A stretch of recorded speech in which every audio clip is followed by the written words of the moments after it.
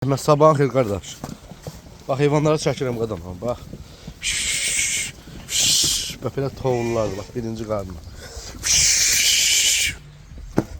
Heyvan yatışıb içəridə. Görürsünüz hamısı. İçində bir 300-dən əhmət. Bax belə. Elə belə birinci qarnına. 300 kimi. Bax görürsən bunlar. Hamısı birinci qarnına.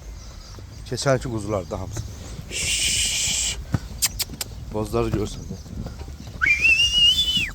Evet.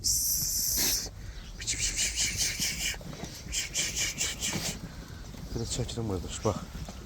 Görürsen.